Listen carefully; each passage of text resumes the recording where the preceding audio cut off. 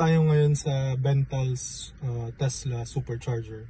So mag-charge tayo, tapos tingnan natin kung gaano kabilis mag-charge dito sa Tesla Supercharger. Sabi nila mga 20% to 80%, nasa 30 to 40 minutes lang. So we'll check kung ilan yung kabilis. So ito na nga yung Tesla applications, makikita na lahat natin dyan yung mga controls and kung ilan na yung na-charge sa Tesla natin. So yan, makikita natin. Yeah, you can adjust kung ilang percent yung maximum ng charge mo. So ito na nga, bubuksan natin yung charging port ng Tesla 3 natin. And ilalagay natin yung cable from Tesla Supercharger.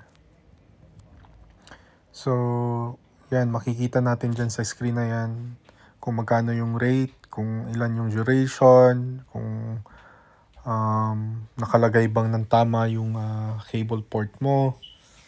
So i-redirecta mo lang yung port na yan dyan sa Tesla 3. So makikita mo dyan kung nag-automatic na siya na mag-charge. And makikita mo din sa loob ng Tesla Model 3 sa screen niya kung nag-charge na ba siya.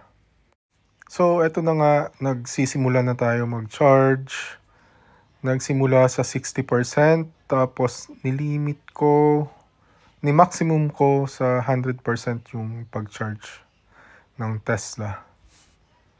So makikita natin na nag-charge na siya. Yun, nag-charge na siya.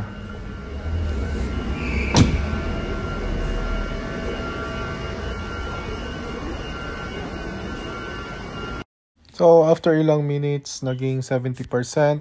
So nakadepende sa battery temperature mo kung ilan yung speed ng supercharger ng Tesla. So every time na pupunta kayo ng supercharger ng Tesla, kailangan mo i-preheat yung battery para mas mabilis yung pag-charge.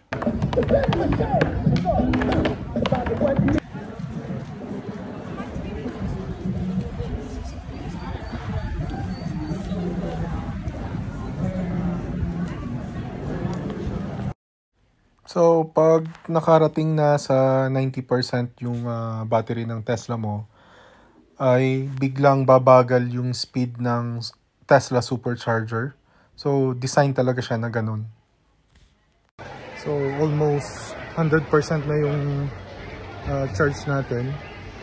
Babalikan na natin kasi meron siyang penalty pag sumobra ka sa time mo doon sa Tesla Supercharger. So pag naka 100% na, kailangan mong alisin agad yung line niya doon sa supercharger. Kasi kung hindi, 1 pound per minute yung magiging penalty mo.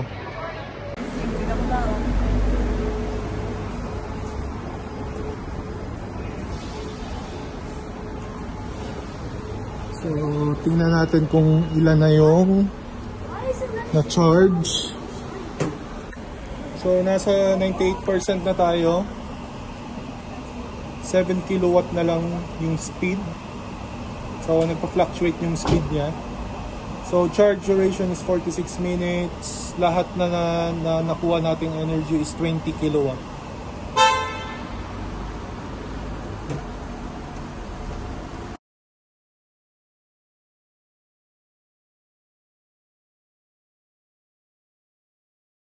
So naka 97% tayo ng charge dito sa Bental Tesla Supercharger.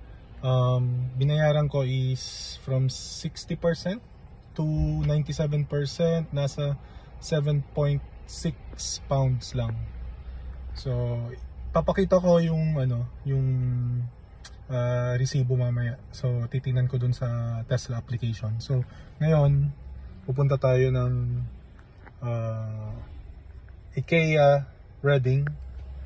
So ang biyahe natin is around 1 hour.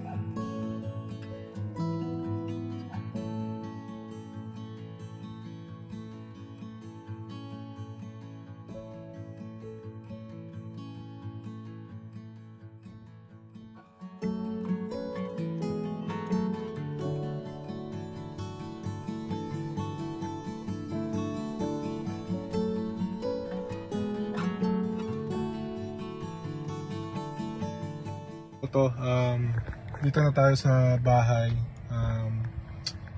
So kahapon pumunta kami ng Reading, IKEA. Then gumamit kami ng 46% ng battery. So from 97% papunta doon and pabalik dito, gumamit kami ng 46% ng battery. So natitira ngayon is yan, 51%. Kung makikita nyo.